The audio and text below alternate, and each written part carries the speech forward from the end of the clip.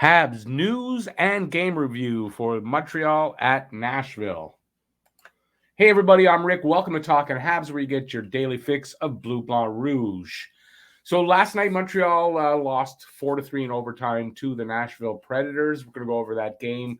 I've got the game stats, some thoughts on the game. I've got some Habs news, and I'm going to lead off with first name out of the gate for the search for the Habs new GM. And so this came out.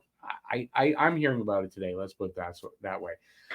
It's the first name is Kent Hughes. Kent Hughes is a player agent.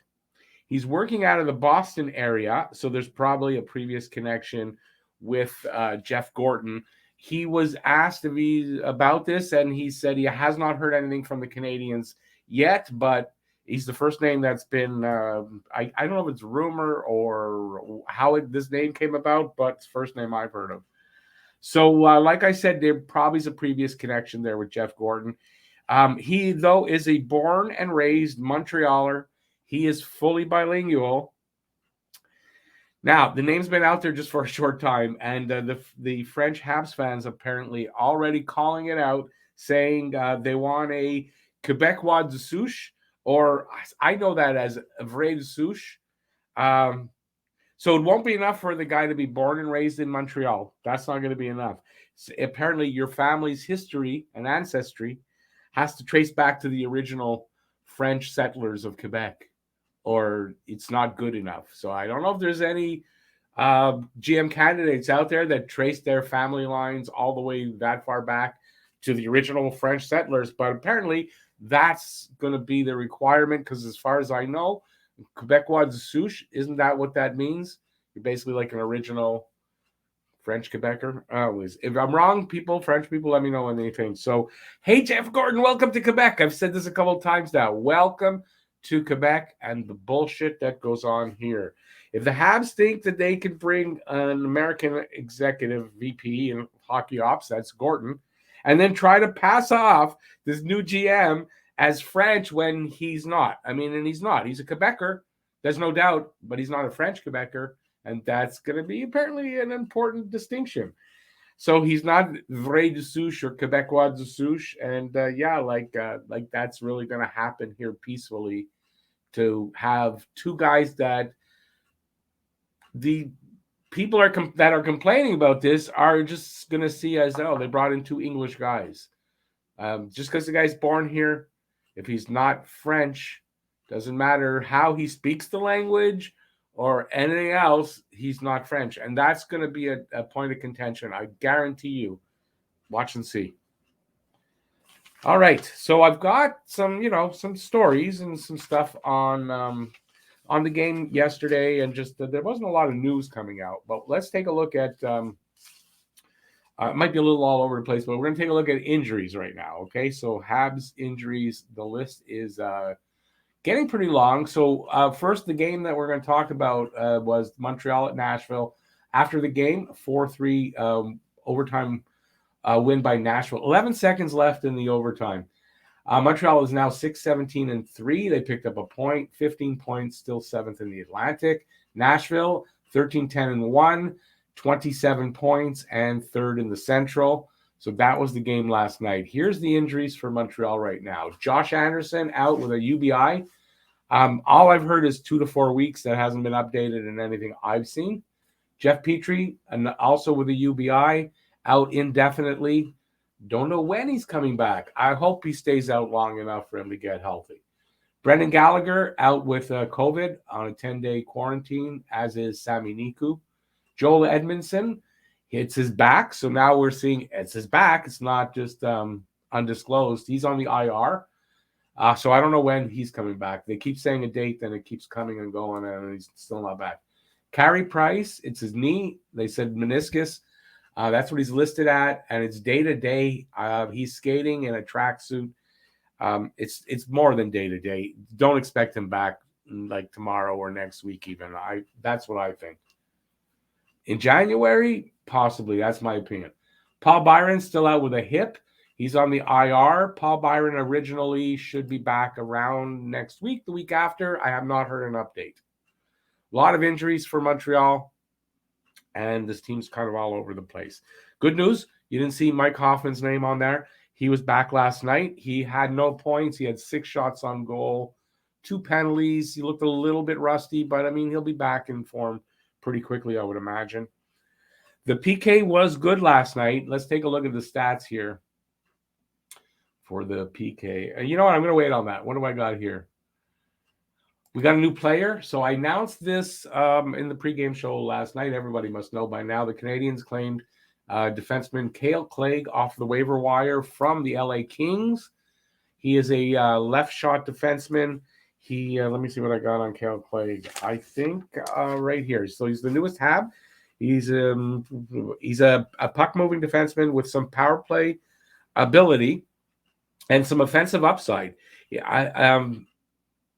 He was a second round pick. Excuse me. I'm sounding nervous all of a sudden. 51st overall by LA in 2016. He never caught on with LA and might be helped by the change of scenery here. And it's a good opportunity for him here with all the changes that are going on and coming up soon, that there should be some ice time for a guy like him to get an opportunity anyways. He had 70 points in his 129 games so far at the AHL level, so he's been good at the AHL. Hasn't really caught on here in the NHL. He has 5 assists this season so far in 11 games played with LA. 3 of those points are power play points. He's a 6 foot, 177-pound defenseman. Not a big guy, but he's got some skill in the area that Montreal needs, and hopefully that translates here in Montreal, right? He's a puck mover. He's got some offensive upside. He can help the power play. This is what Montreal needs. So it's a good move, especially on a waiver wire pickup, where basically costs you nothing. I believe he's making $760,000. It's nothing. It's a bunt. They can do that. So it was a good move, I think, on Jeff Gorton's part as his first move, to make a move like that shows that he understands what's going on here already, and he knows where to. He's starting to make moves to hopefully solve some of that problem. So Ben Sherratt had a good night last night, and he had 29, 26 on ice minutes, big minutes, and he's driving up his trade value, I think, for sure. So it's a contract year for Ben, and he should fetch a first-round pick. You got to figure from someone playing like that is a guy that can play 30 minutes a night. He plays a big physical game. He can put in some points here and there. This is a guy that I think any contending team or team that thinks they're contending would be looking for, at the very least, at the trading deadline. And as we know now, teams don't necessarily wait that long. And I could see Sherratt moving pretty quickly when they decide to start moving players and fetching a first-round pick. So, yeah, that's pretty good. Nick Suzuki had his first goal last night and his first point, and that's in what seems like a long time. I think it's like 5-6 games. Nick gets points in bunches, so let's hope he's starting another streak. The last time, I think he had something like 12 points in 8 games. So, like, it's more than a point a game. He gets his points a lot of times that way. He's been kept off the scoreboard for a little while. I'm hoping this just, not that Montreal's going to win a ton of games, but I don't like seeing Suzuki struggle like that. I want to show this. This is a time on ice for the kids that the coach has given them, and we'll talk about it. Caulfield had 13 minutes total, 2:24 on the power play, and he was not on the ice for that 5-on-3. I do not understand this. I don't understand this in any way, shape, or form. Paling, 11 minutes, 29 seconds, and 1:59 on the power play. I thought Paling was playing well. Why is he getting so little power play time?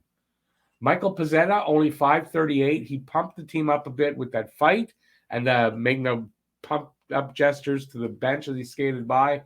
I mean, okay, a guy like Pezzetta, 5 minutes, 38, not the worst, but I think the guy deserves more ice time than that. And I just don't get why he's not playing these guys. I mean, Pezzetta really helped pump this team up when I think they were falling a little backwards. And I don't know. I wouldn't have given him just that little. Romanov, good to see he was getting ice time. He was on the first unit, first defensive pairing, 24-24. And Only 25 seconds on the power play. You kind of want to see if Romanov can, they gave him a shot when they first started last year on the power play. Didn't work out, but I mean, give him another shot this year. He's a little older and a little better. And then Matthias Norlinder, 8:58, no power play time. No power play time. On 4 power plays they had, and only 8:58. Like, you know what? When Clay gets here, just send the kid back to Sweden. It'll be better for him. He'll play a lot of minutes. He'll be an important player on that team. And this is just, to me, is bullshit. I don't get this. Is something Gorton has to address with Ducharme, that if he's going to stay here for the rest of the season, and he said he will, he's got to play these guys more, play them in all kinds of situations. I wrote this about why in the name of all that is good was Caulfield not out for the 5-on-3 power play? What's keeping Ducharme from making a sensible decision with Caulfield? In my opinion, the game was probably lost right there. 5-on-3, Cole was playing well. You know the kind of shot he has. He would have had a few shots. Probably something would have gone in there. I'm going to say that that's one of the 2 places I think the game was lost. So Cole now has 5 points in 6 games. That's great. A goal and 4 assists since being recalled from Laval. He had 5 points in 6 games going down. 10 points in his last 12 games played between here and Laval. So he's getting his game back. But, man, use him on the power play properly. On a 5-on-3 situation, you're probably your best shooter with the best shot anyway. We know this. You don't put him out there, not even for a second. Not even for a second. I don't get it. I really don't. PK was good last night. They went 5 for 5, so they gave up nothing. The Habs sticks were active.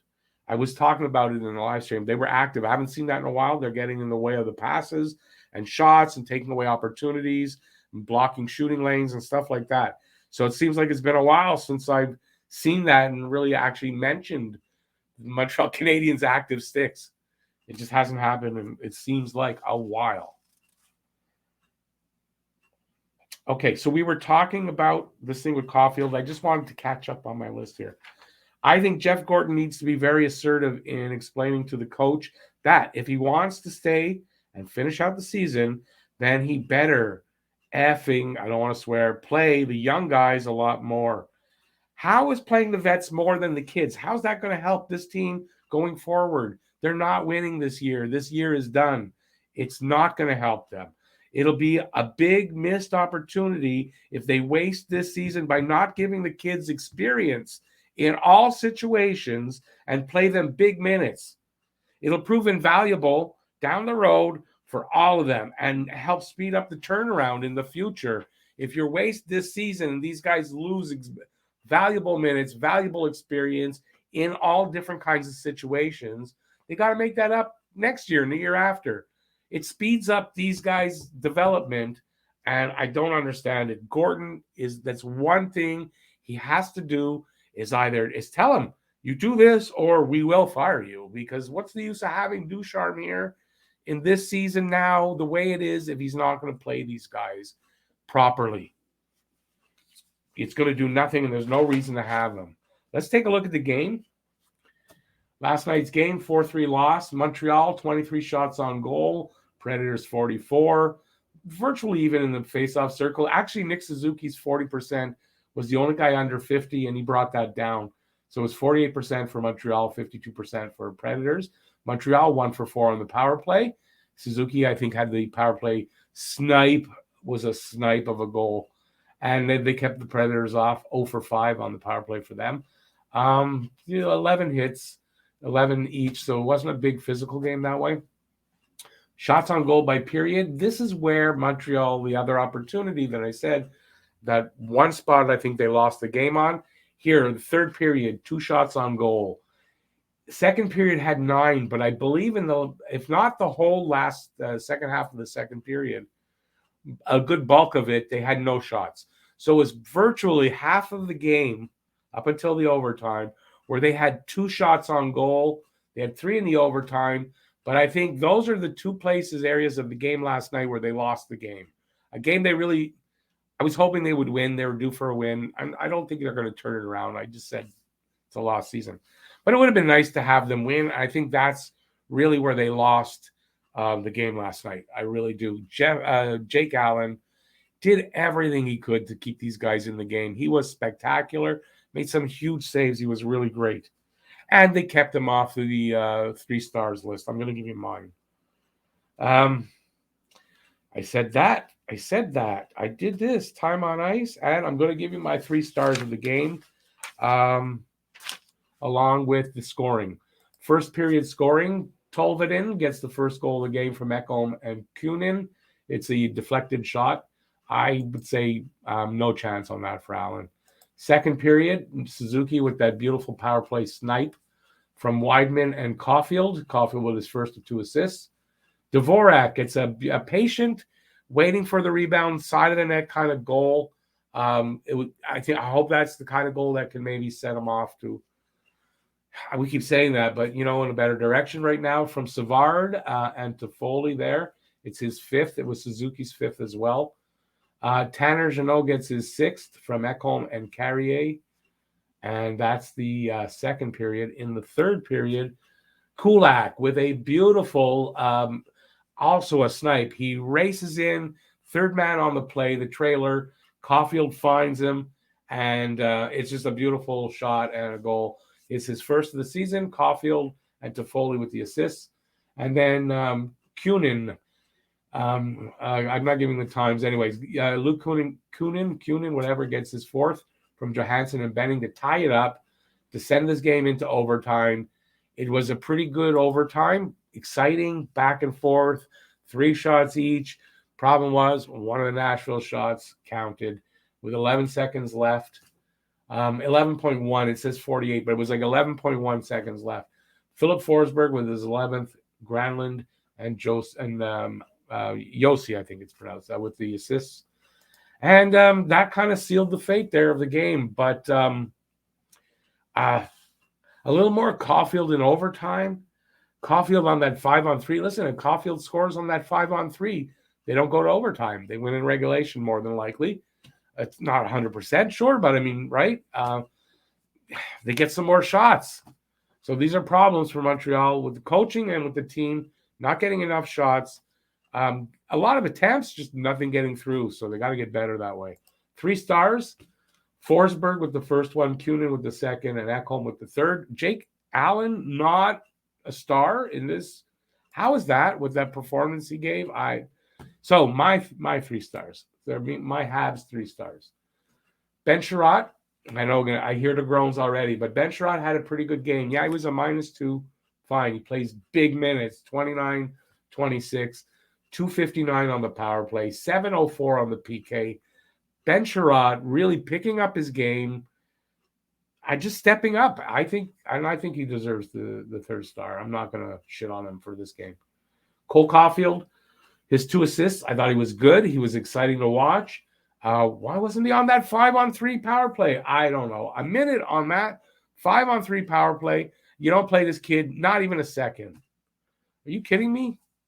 Jake Allen stopped 40 of, made 40 of, I think I was right, stopped 40 of 44 shots. A 909 save percentage. He kept them in the game, and he made some huge saves. So without a doubt, he deserved that. And with that, that's it. I'm done. So I don't know what else to say. Thanks for watching. Really appreciate it. And let me know what you think in the comment section about this. What you think about what I said about them trying to bring in basically an English guy. Yes, he speaks French. Is that good enough for the French people who don't like it or not? Is it good enough for you? It's good enough for me. I don't have a problem with it. But we'll see what happens with that. Thanks for watching, as I said. Stay safe out there. Peace out, y'all. See you next time. Bye, everybody.